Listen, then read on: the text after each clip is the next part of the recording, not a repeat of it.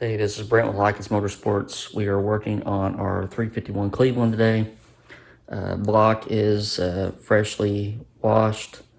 Um, did have to do some finagling on the plug that was stuck. That ended up being a fiasco, but it's taken care of now. And I broke an easy off, an easy out off inside of it, and it was just a fun time. So that's taken care of. Block's been washed again. Got our new brass restrictor plate in there, and got our bullet cam and our steel thrust plate. So I'm going to get the cam washed and slid in and the steel thrust plate on. And the reason I use steel is because the cam is steel. It's a billet core camshaft, and our timing set is steel, so I try to keep all the materials the same.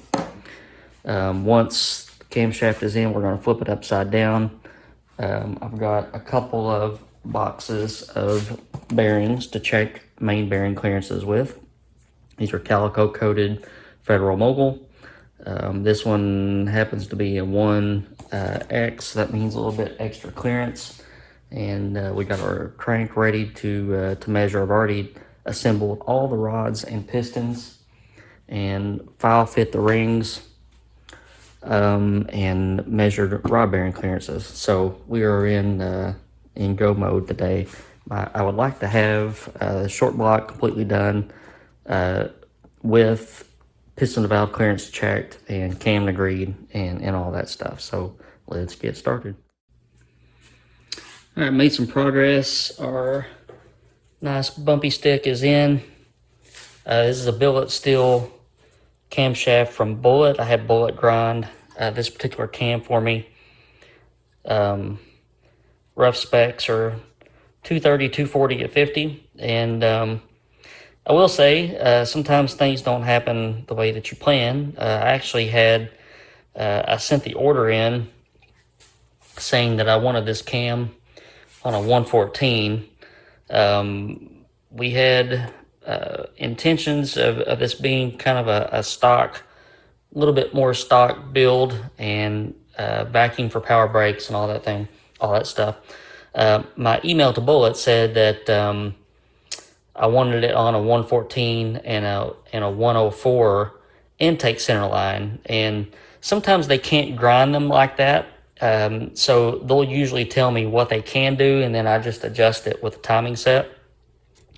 So I asked them, or I told them, I know you probably can't grind that much advance into it. Just do what you can, and I'll make it the rest of the way. And the cam come in, and it was on a 104 intake center line, but they had ground it on a 109 lobe separation angle. So they didn't follow orders or directions very well. But what I did, we basically had two options. One, to wait several weeks for another cam, or run that cam and just run something like a vacuum reservoir for the brakes. Cleveland's like overlap. The big intake port on a smaller engine, it's very important if you want if you want a Cleveland to run hard, that you have some overlap in the cam. With the overlap, the exhaust pulls and scavenges the intake port, so you get more intake charge in. So the 109 lobe separation angle will certainly make more horsepower than the 114, but with that increased overlap comes less manifold vacuum. So Mr. Patrick said that he had no problem running a vacuum reservoir. So I'm going to stick this cam in there. Already did. Got our steel thrust plate and our bolts torqued. When I check main bearing clearances, I usually check the end caps and just do one or two. If you go through here and roll, go to the trouble of torquing all five down and all of that, sometimes you get into a situation where you check one and you think, oh, this ain't going to work at all. If you get, a thou and a half or something when you're supposed to be getting, a lot more than that, then you've wasted all that time by torquing all five main caps down. So I usually check the front and rear. We got 2.7 on this one, 2.6 on this one. I was aiming for about 2.7 since a Cleveland main journal is a 2.750. Running Federal Mogul coated main bearings. So clearances are going to look good with these bearings. I want to torque the other 3 down and check those as well. Okay, all of our main bearing clearances are checked. I actually charge quite a bit for bearings when I spec a new engine build, and it's for reasons as this. Especially when you're using coated bearings, you never know how the tolerances are going to stack up against you. So you're measuring your crank, your main bore tunnel, your bearing housing, and also the thickness of the bearings. So all 3 of those things play into your main bearing clearance. On this particular engine, I had to mix a couple of extra clearance and standard bearings. So that means I have to open up 2 boxes of bearings. But we got all of our main bearing clearances nailed down. We're at pretty much 2.6 to 2.8, somewhere around there on all of them, which is where we want to be. So next step is to lube up all the bearings, rear main seal, and get our crank dropped in. Okay, we're using Maxima assembly lube, got all the bearings coated. Also got our rear main seal cocked the correct way. The lip goes towards the front of the block. We got it lubed up. We'll drop our crank in now. Okay, we got our crank laid in. Don't have any of the caps or anything on it. I always check the thrust clearance with this bottom or this top bearing in first. So you can see we are at 0. I'm going to pry back and forth. I can use these counterweights against this main register and pry. You don't want to pry so hard that you actually deflect stuff, but you want to just take up the clearance. So we are at 5 thousandths.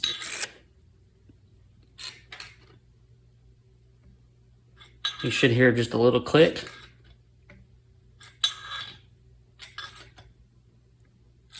You can probably hear it there on camera. So we're about 5.5 thousandths, which is right in the sweet spot for a good straight small block Ford. And now we can get our start to put our main caps on. I will also check this after I set the thrust bearing and the thrust cap, and check the clearance again to make sure that we haven't lost any clearance. All right, we're going to start by screwing in all these main studs, kind of like doing that last after I get the crank in.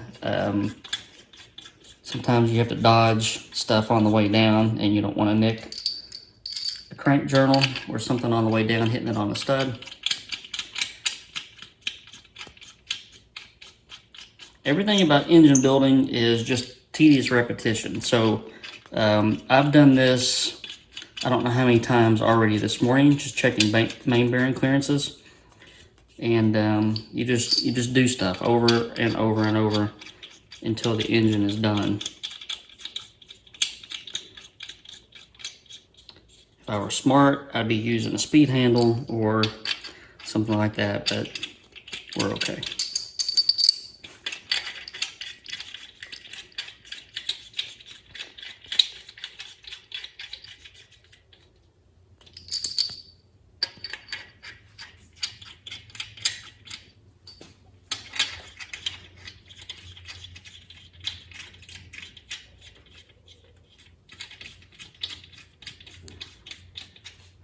I just run these in finger tight.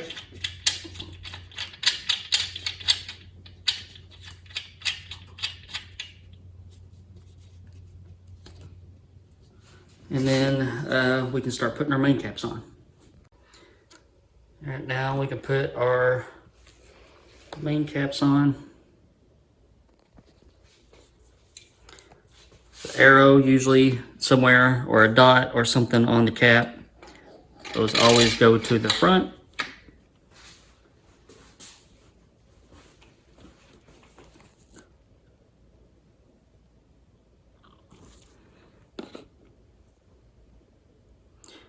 I'll daughter likes the assembly lube from Maxima because it smells like cinnamon.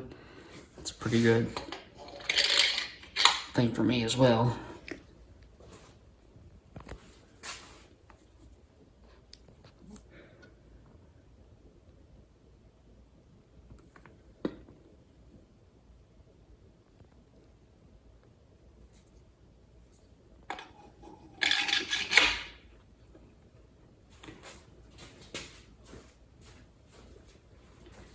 All right, so this is the number 5 cap.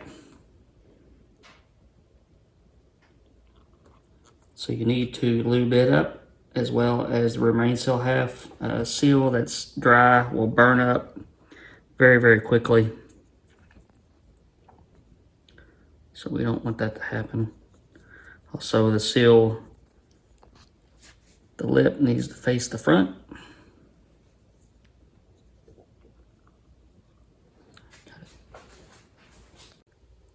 All right. What I also like to do is just put just a little wipe of silicone on the rear, the cap where the mating surface is, and then just a little bit on the end of the seal. And then as soon as I wipe my hands, we can get this on.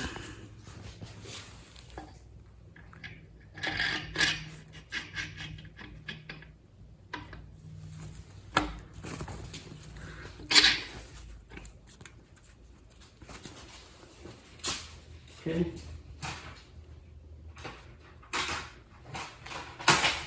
Cut it there. This is our thrust cap. We'll lube it up in the event that our thrust clearance is good.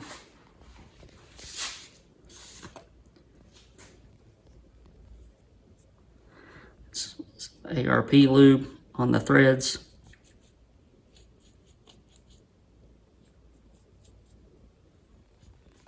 Put those washers on.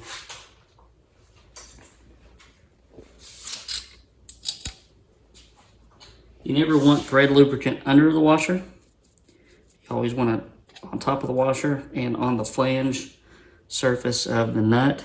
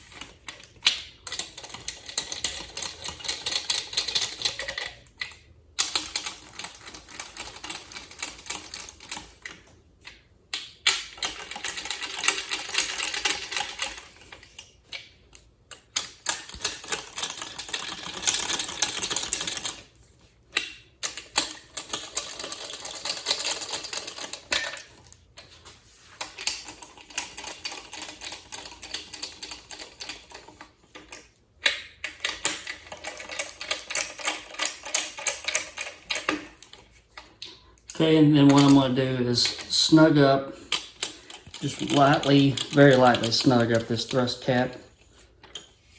Actually, I'm going to get it seated like that.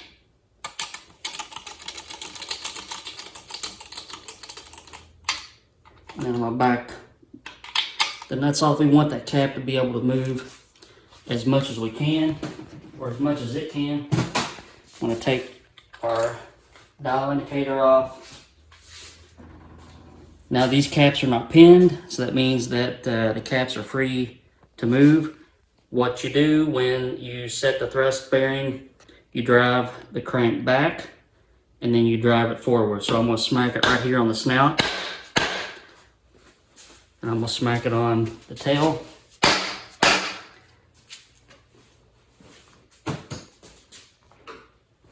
Then I'm going to take something and apply forward pressure to the crank, forward force, to line that thrust cap up.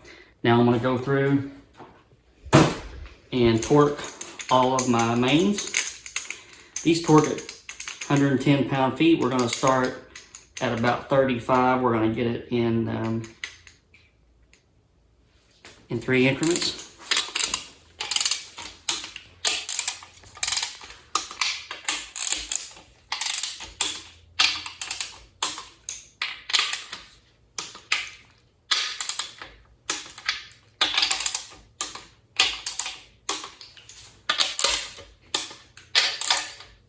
So that was 35. I'm going to go to 70.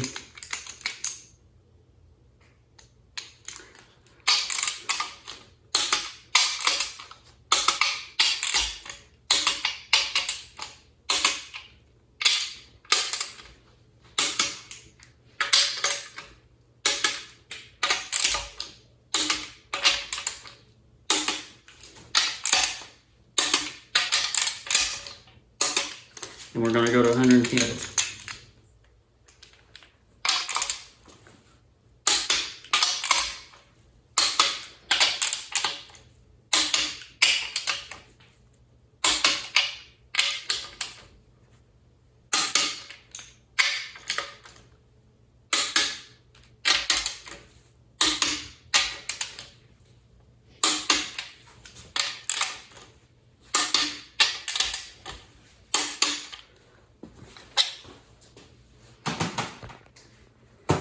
You should be, at this point, you should be able to spin everything very easily.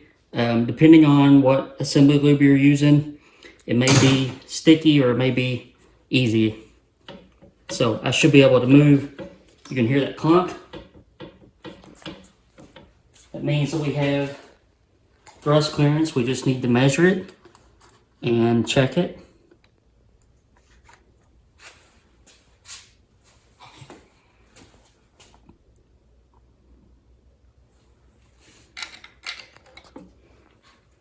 So we have the 5.5 thousandths that we have with just the upper bearing in the block. So we are in good shape.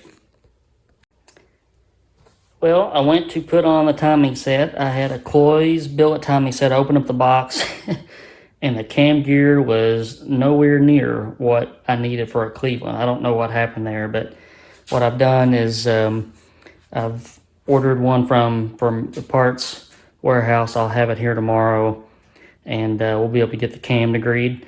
What I can do right now is go ahead and knock in number 1 piston and rod, and that will let me be ready for degreeing the cam and checking piston valve clearance. All right, we have our Eagle rod and our custom race tech piston in the bore. What I'm going to do is I'm going to find where this particular piston and rod is in relation to the deck surface. So I'm going to move my bridge over and I'm going to zero my dial indicators. You can see that. And then I'm going to put these on the quench part of the piston. We're going to go up until the needles stop moving.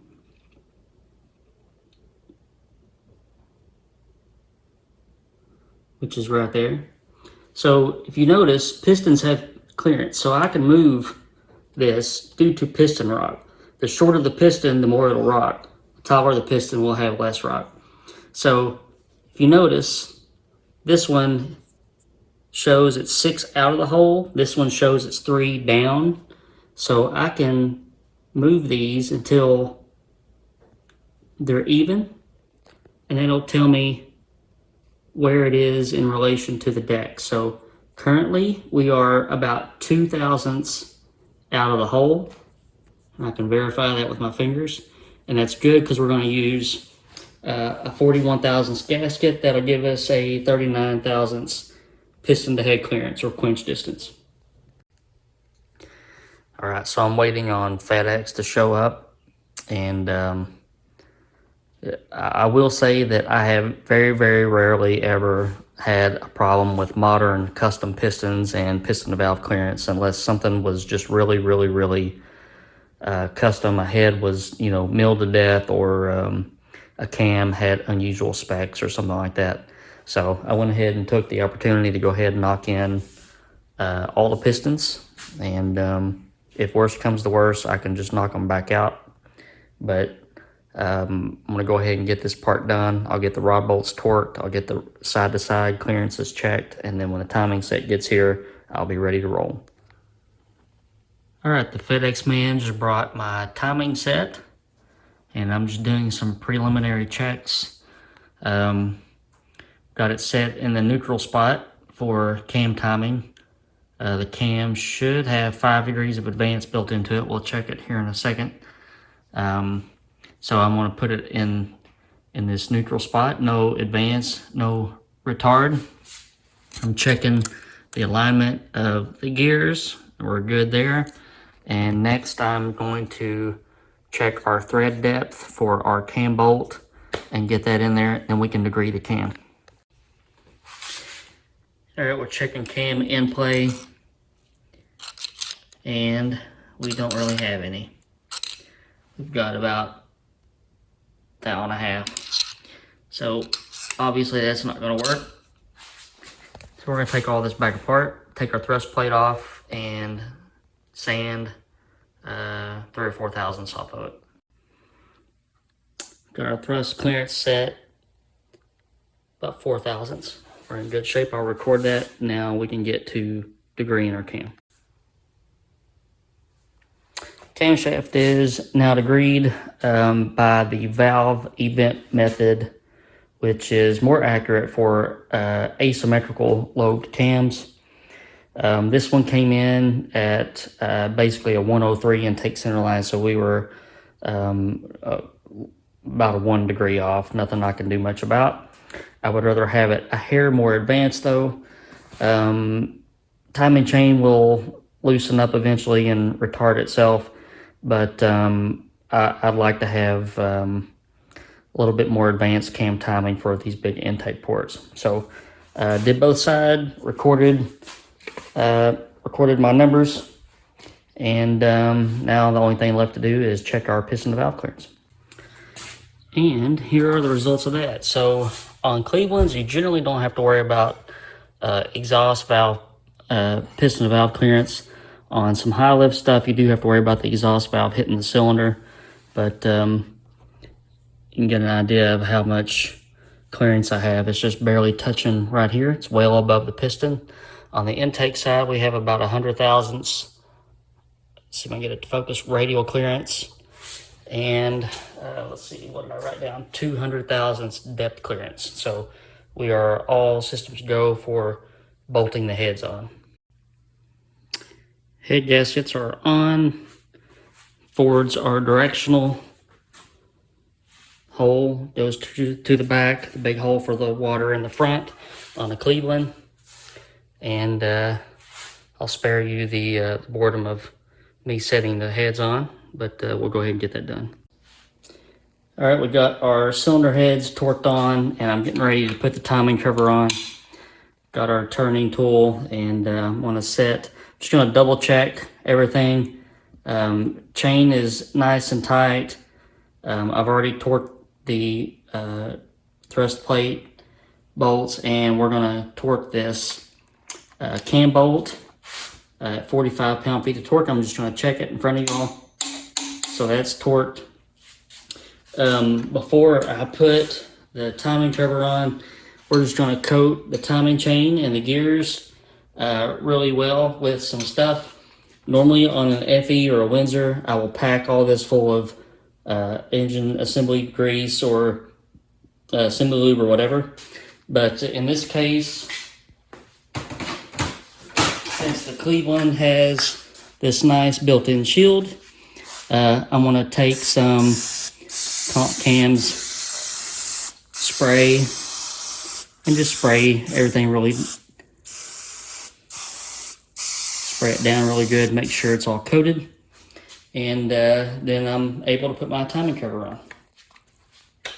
So before we put our gasket on, going to wipe everything down really good with lacquer thinner, because we're going to use some silicone, and we want to make sure all the no oils or anything that's on there.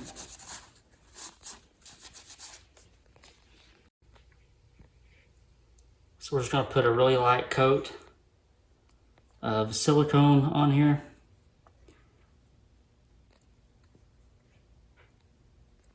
For our gasket.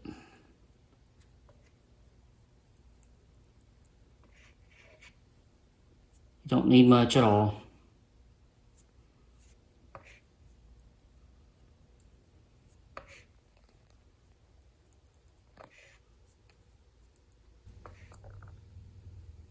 Then we're going to position this on there.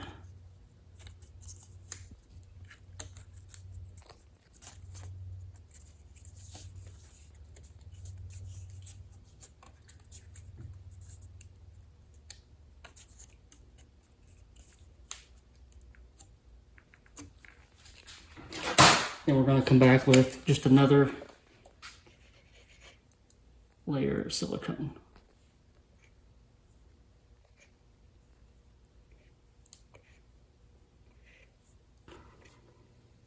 Then we're just going to put our timing cover on. The water pump generally goes on right now, and they kind of share fasteners. So what I'm going to do is just use some just regular bolts right now, because I'm not planning to put the water pump on. And I'm just going to do 4 corners, tighten all this up, and make sure that the silicone sets up nice and tight. And then I think I'm going to call it quits before the evening gets away from me.